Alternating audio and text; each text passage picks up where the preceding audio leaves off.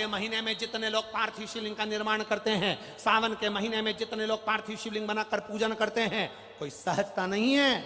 करोड़ों करोड़ों पुण्य हमारे जीवन के प्राप्त हो जाते हैं, तब शिवलिंग बनता है। ये पार्थिव नहीं है, बनाने वाला भी शिव है और बनने वाला भी शिव है, साधारण नहीं हो सकता। आप जब शिवलिंग का स्पर्श कर कर, हमने कई बार कहा है, जब आप लोग शिवरात्रि पर शिवलिंग बनाते हो, सावन के महीने में सोमवार को शिवलिंग बनाते हो, सावन के महीने में शिवलिंग बनाते हो, अधिक मास में शिवलिंग बनाते हो, हम कई लोगों को पहले भी कहे, आज भी कहते हैं, महाराज आप अपने हाथ से शिवलिंग बनाओ। ब्राह्मण देवता तो कहेंगे लाओ मैं बना देता हूं, नहीं, आप अपने हाथ से बनाओ। क्यों? ये सारी जो भाग्य की रेखाएं है ना, जब शिवलिंग बनाते हो, हमारे हाथ की जो बेकार रेखा है, दुख की रेखा है, हमारी कहीं बेकार किस्मत की रेखाएं होती हैं, शिवलिंग बनाते समय वो रेखाएं भी श्रेष्ठ हो जाती हैं और हमारा भाग्य बदल देती हैं। और फिर निवेदन करूंगा, सावन का महीना लगते से ही मेरी जीजियों से निवेदन है, 1 लोटा जल नहीं, कितना? 2 लोटा जल, दोनों हाथ में भरा हुआ। घर से निकलो तो 2 हाथ में हो, बाहर निकल कर भले फिर एक के ऊपर एक रख लो, मना नहीं, पर शंकर के मंदिर में जब पहुंचो, दोनों हाथ में जल हो और शिव जी के ऊपर दोनों धार एक साथ, बाबा के धार जल की 2 एक साथ लगना चाहिए और शिव जी से अपने मन की प्रार्थना करना चाहिए, शिव स्वीकार करें। का निर्माण करें। शंकर के शिवलिंग को जब बनाए तो सबसे पहले कैसे बनाए, उस तक का विधान शिव महापुराण में और लिंग पुराण में कहा गया। महाराज कहा, क्यारे की मिट्टी हो, क्यारा मतलब समझिएगा, जिस मिट्टी पर कोई गंदगी ना करी गई हो, ऐसी जगह का कोई भाग मिट्टी का लाया जाए, जहां कोई गंदगी ना करे। की मिट्टी, क्यारे की मिट्टी मतलब जिस मिट्टी पर कोई गंदगी ना करी गई हो, ऐसी जगह की मिट्टी को लेकर जाए।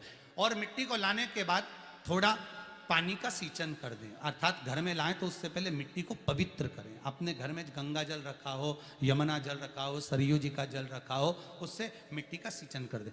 मान लो अगर ये जल नहीं भी है तो जल के अंदर थोड़ा सा इत्र डालकर मिट्टी का सींचन करें। अगर इत्र भी नहीं है तो जल के अंदर थोड़ा सा दूध डालकर मिट्टी का सींचन कर।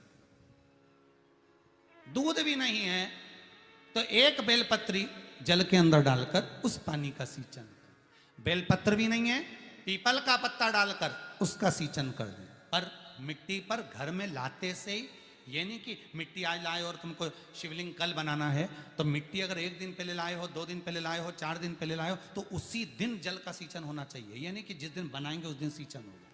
मिट्टी पर पानी का छींटा, सींचन भले ज्यादा मत डालो, पर छींटा तो उस दिन लगा देना चाहिए जिस दिन घर में मिट्टी लेकर आए हो, जिस दिन लेकर। फिर भले तुम शिवलिंग 15 दिन बाद बनाओ, 8 दिन बाद बनाओ, 10 दिन बाद बनाओ, 3 दिन बाद बनाओ, पर उस समय पर मिट्टी का सींचन उस समय हो जाए। फिर कहा, जिस दिन शिवलिंग का निर्माण करो उस दिन प्रातः में अगर आप शिवलिंग बना रहे हैं तो ब्रह्म मुहूर्त में मिट्टी को गला दो।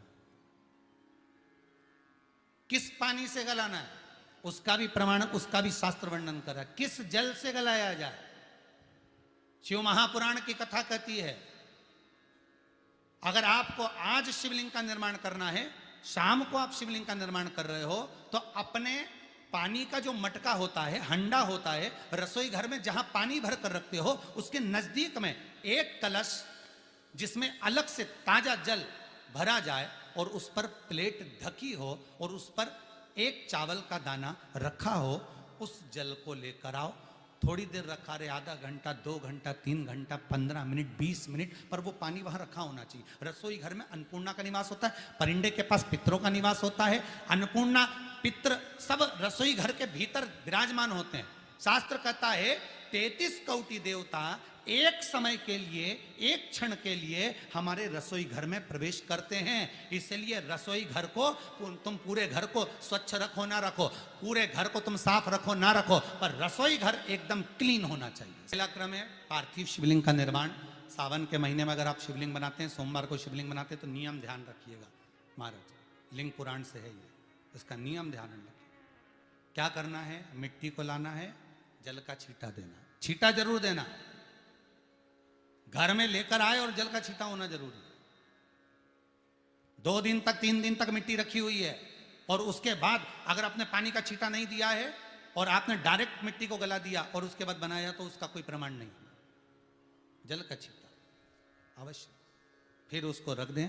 15 दिन बाद बनाओ, 4 दिन बाद बनाओ, 3 दिन बाद बनाओ, 2 दिन बाद बनाओ। शिवलिंग जब बनाओ तब उस मिट्टी को, जो कलश आपने रसोई घर में रखा है चावल का दाना रखकर प्लेट के ऊपर, अर्थात उस कलश का जल उस मिट्टी में थोड़ा सा डालिए। क्यों डाला जाता है उसका भी भाव वर्णन किया है। अब भविष्य पुराण, स्कंद पुराण और अग्नि पुराण, इन तीनों से ले लिया गया, वर्णन किया गया। जब उस कलश का जल हम डालते हैं तो उस कलश में पितरों का भाव आ जाता है, अन्नपूर्णा का भाव आ जाता है, घर में लक्ष्मी का भाव आ जाता है, संपदा का भाव आ जाता है। पूरे 24 घंटे के अंदर एक क्षण के लिए रसोई घर में 33 कोटि देवता आते हैं, तो वो देवता का सारा भाव उस कलश के अंदर आ जाता है। और वो जल जब हम उस मिट्टी में मिलाते हैं तो गंगा, यमुना, सरयू, सरस्वती, ये 33 कोटि देवता में, तो इन सब का आनंद उस जल में आ जाता है। और वो जल जब हम मिट्टी में मिलाते हैं तो मिट्टी पवित्र हो जाती है, स्वयं कैलाश अधिपति को स्वीकार करने के लायक हो जाती है, निर्मित करने के लायक हो जाती है। शिवलिंग का निर्माण, अब शिवलिंग का निर्माण कैसे करना, मिट्टी में गला दिया पानी में। सबसे पहले शिवलिंग बनाने से पहले पात्र जो होता है उसके नीचे एक बेलपत्र रखी जाती है। क्या रखना है, एक बेलपत्र।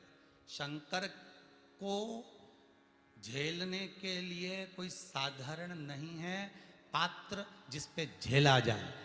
स्वयं गंगा शिव की जटा में और आप शंकर के शिवलिंग का निर्माण कर रहे हो, कोई साधारण नहीं हो सकता। स्वयं आप विदेश्वर संहिता के अंतर्गत पढ़े कि ब्रह्मा और विष्णु, ब्रह्मा ऊपर जा रहे हैं, भगवान विष्णु नीचे जा रहे हैं, तो पता नहीं कर पा रहे कि यहां चरण कहां पर और शीश कहां पर है, उसको जान ही नहीं पा रहे।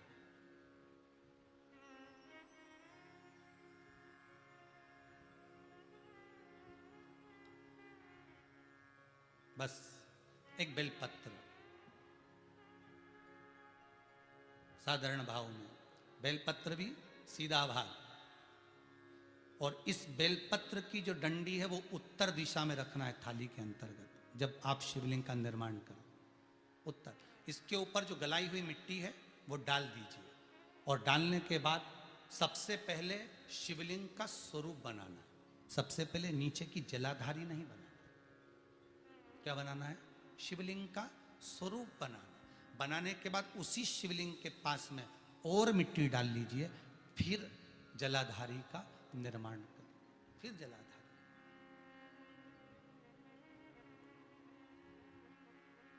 शिवलिंग जलाधारी निर्मित हो गई। शंकर जी का संपूर्ण परिवार शिवलिंग में रहता है, आपको पहले भी कहा। भगवान भूत अधिपति भूतेश्वर भगवान शिव का संपूर्ण परिवार शिवलिंग में, पहले भी कथा में कहा, आज फिर आपको वर्णन कर देते हैं। जैसे ये जलाधारी है गोल, ये चरण है, ये शिवलिंग है।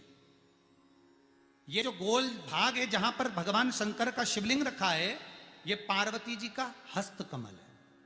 जहां से पानी नीचे गिर रहा है, इसके राइट भाग में श्री गणेश जी का स्थान, लेफ्ट भाग में श्री कार्तिकेय जी का स्थान। बीच में जो एक मोटी सी लाइन होती है जलाधारी में, वो पार्वती जी के सुंदर पुत्री अशोक सुंदरी का स्थान।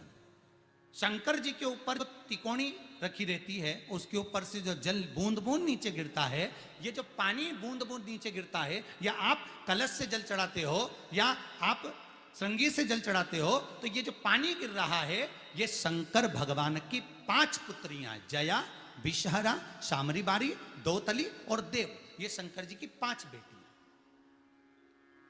5 पुत्री।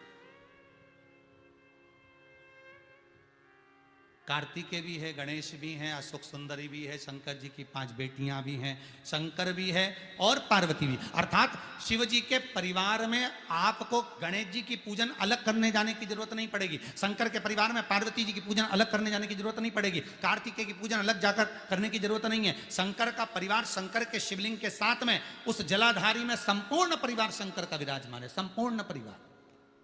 एक बार साथ में समझें वापिस निर्माण को, शिवलिंग के निर्माण को। मिट्टी लाए, स्वच्छ जगह की, जल का छींटा दिया, रखा।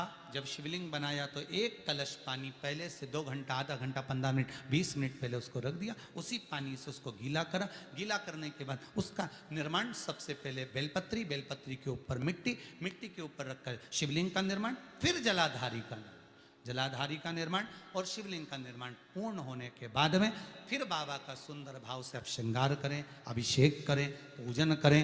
और एक बात याद रखना, पार्थिव शिवलिंग का अगर निर्माण करा है तो आपको वो पार्थिव शिवलिंग को रात्रि होने से पहले विसर्जन होना जरूरी है। हाँ, अगर कोई शिवरात्रि का दिन है तो फिर आप पूरी रात रख सकते हो।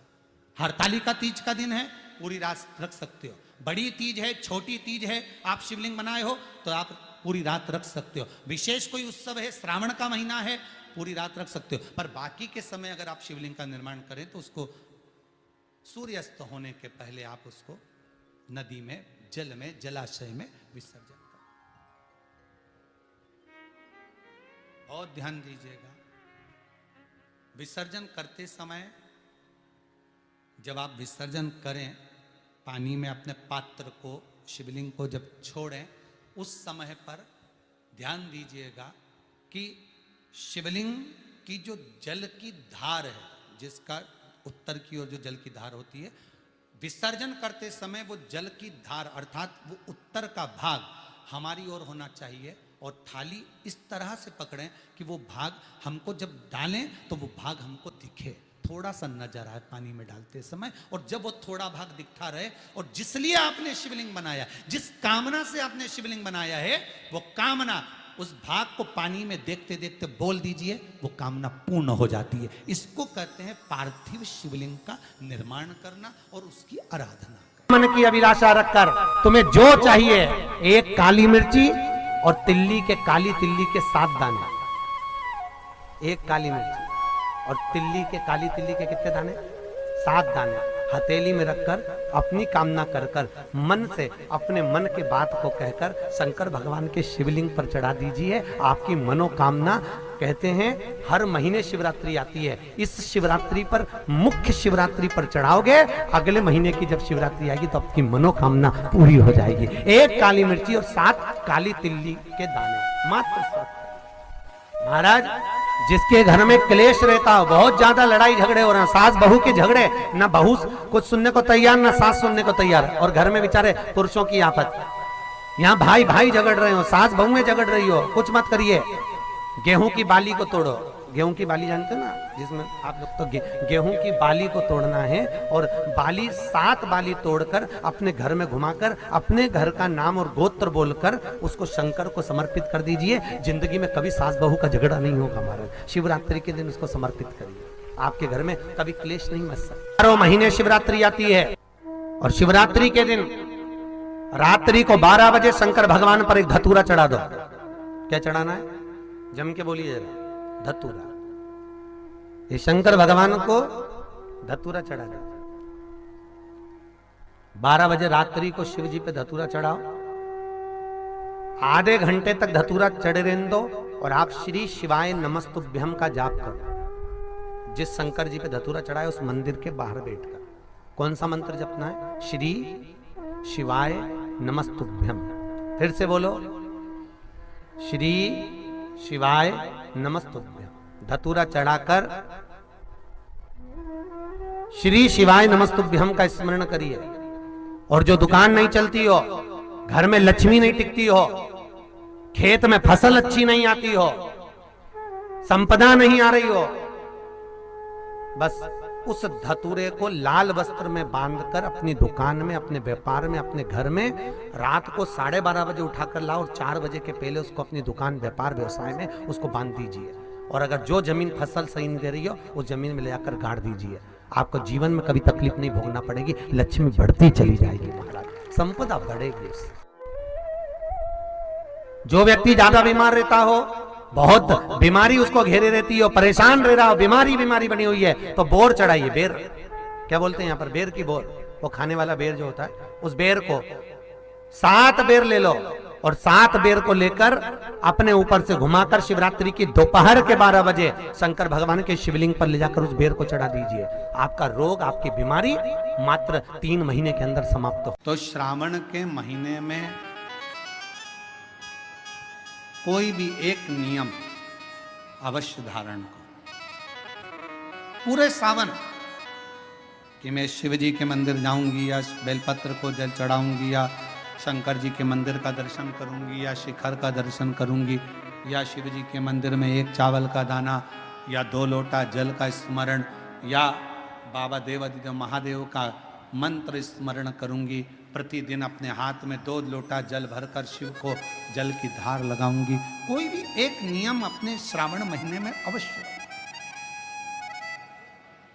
और नियम पूरा होता है तो बाबा करुणा का एक पत्र है। जब आप सावन के महीने में बेलपत्र का पौधा लगाओ तो ये विनय कर कर लगाना, हे माँ, हे मेरे ओघड़दानी, आप यहाँ पर विराजमान हो, सबका कल्याण करना, जिसके भी दुख हो तकलीफ हो सबको मिटा देना। सब सावन के महीने में जो शिवरात्रि आती है वो शिवरात्रि एक ऐसी शिवरात्रि होती है जिस शिवरात्रि पर अगर हम शंकर जी को राजी कर लें तो दुनिया का ऐसा कोई काम नहीं है जो हो नहीं सकता।